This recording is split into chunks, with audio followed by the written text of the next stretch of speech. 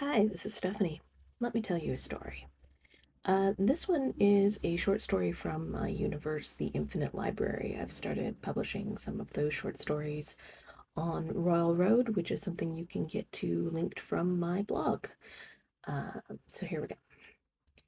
There were a great number of non-human characters hanging out in the library, naturally, and they needed somewhere to be that would be more comfortable for them. Not all talking animals were comfortable with the Starbucks-esque cafes, though there were plenty that had grown accustomed to the coffee the humans had developed. There was even a secret menu for some of the more persnickety customers, adding in saltwater and seaweed for the water dwellers, or shaved wood bark for some of the beavers, but it still wasn't the same. Thus, the forest floor had found a niche and filled it. The owner, a blackbird with a business degree and a good sense of what her customers really needed, had filled the forest floor with the different types of trees and fauna that were found in the various kinds of forests in the library. She had based most of her research on the forests of Prime, naturally, but she had listened to her high fan customers who explained how their worlds differed, and she had accommodated them as best she could.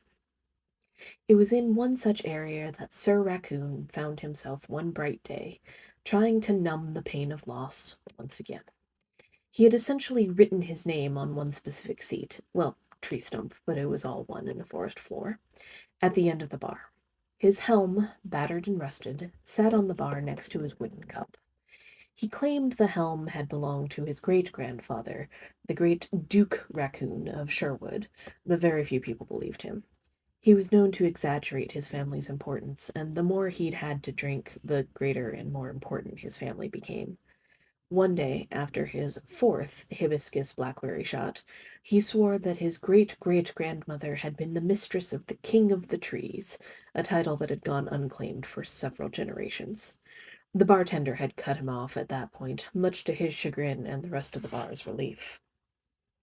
On this day, however, Sir Raccoon didn't seem focused on getting tipsy and telling the rest of the customers all about his family's grand and glorious history.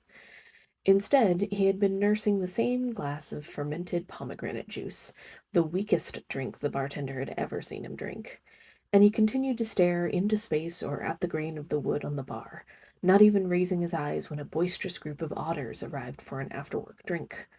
The bartender, a gray squirrel with sympathetic eyes and an uncanny sense for trouble, was worried about her regular. After one of the otters made a rude comment about Sir Raccoon's helm and the knight didn't even respond, the bartender knew something was seriously wrong. Anything you'd like to talk about, Sir Knight? Her voice was soft, but still carried well enough for Sir Raccoon to hear her over the loud laughter of the otters. He finally looked up, and she was concerned to see the tears at the corner of his eyes. He drew a shaky breath, then dropped his head down to the bar, clutching the wooden cup of juice so tightly that the bartender was concerned it might crack. Kelsey, I have made a tremendous mistake, he said, his voice low and shaky. The bartender leaned forward a little closer, trying to make sure she could hear him clearly, and waited. She had learned a long time ago that silence was the best way to get people to speak, as they would be desperate to fill the silence and would continue to talk as long as their audience allowed them to. It only took a moment for Sir Raccoon to continue, lifting his head from the bar but refusing to meet Kelsey's eyes. I have made a tremendous mistake, he repeated.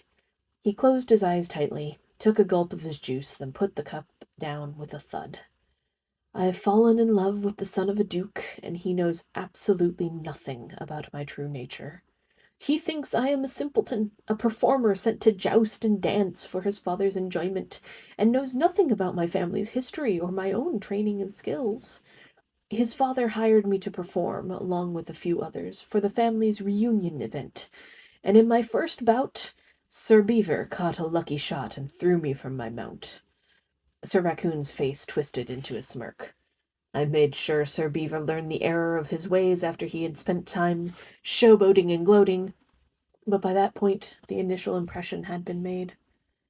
Kelsey straightened up, deciding that now was the time for the classic bartending trick of busying her hands with a cup and a towel, and allowed Sir Raccoon to continue. He had a lot to say, and she was more than willing to listen. The Duke's son, Ellis, my darling Ellis, found me after the bouts and inquired about my injuries, which were slight. Before I had a chance to tell him, however, Sir Beaver took the opportunity to speak on my behalf and explain that I had been knocked insensible, and that I was a simpleton. I was unable to speak for my shock, which did nothing to salvage my reputation in Ellis's eyes, which looked upon me with such sympathy and pity. The final word was fairly spit out, and Kelsey saw Sir Raccoon's eyes darken at the thought of someone pitying him.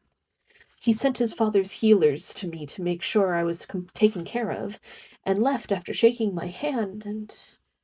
His voice trailed off, and his face took a completely different expression than Kelsey had ever seen before. With a sigh, he concluded, "For the rest of the tournament, though I was able to demonstrate my skill on the jousting fields, Sir Beaver took every opportunity to belittle me, making it sound as if the other knights had let me win my bouts because they felt badly for me. Because I had managed to trounce some of them quite decidedly, the other knights fell in line with the lies easily. Ellis came to see me after each day's bouts, and I was able to speak on my own, but he made me so nervous I never sounded as clear and articulate as I normally do. I'm sure he still thinks me a simpleton, and my own words did nothing to disabuse him of that notion. On the last day of the tournament, Ellis sent a servant to me with a note, asking that I come to his home after the rest of the knights had left, so that he and I could have a meal together and discuss the entire tournament. Ellis, it seems, has quite the interest in jousting, and it would be one of the first times he'd be able to talk shop with a knight. He wants to meet tomorrow afternoon, and I'm certain I'll make even more of a fool of myself in front of him, with no one else around to blame but myself." Spent, Sir Raccoon laid his head on the bar, then gently pounded his head into the bar itself. Kelsey couldn't help herself as she let out a giggle. Sir Raccoon raised his head, looking betrayed, and she knew she would have to explain herself quickly. "Sir Knight, you must meet your Duke's son tomorrow, and do your best to be your charming self. Even if Sir Beaver spent so much time trying to undercut you in your skills, your Ellis still saw through all of this and wants to get to know you. The real you, not the you who had just finished bashing in the heads of various knights on the field of battle. Did he approach any of the other knights after the day's bouts?" Sir Raccoon opened his mouth to respond, then snapped it closed as the words sunk in. "Well, no," he admitted finally. "He only ever sought me out, even as Sir Beaver tried to get his attention." His voice trailed off as he started putting the pieces together, and Kelsey smiled to herself as she moved to the other end of the bar to set up another round for the otters. When she returned, Sir Raccoon was equal parts appalled and thrilled. "That filthy knave!" he cried, throwing back the rest of his juice. "He was trying to get Ellis's attention for himself, and was doing his best to keep me from looking like a viable option for the Duke's son." He shook his head in his disgust, but the smile on his face couldn't be hidden. "I thank you, Lady Barmaid, for your help in this matter." He put a few coins on the bar, took up his helm, and left the bar with a spring in his step that Kelsey hadn't seen in many months.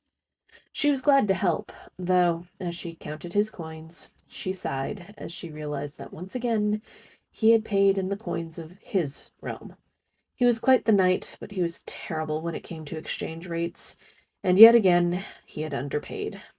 He was excellent on the jousting field, but as a customer, he was not the best. So, if you want to see more of my stories, you can go to my blog, insertscenehere.blogspot.com. Thanks much y hasta pronto.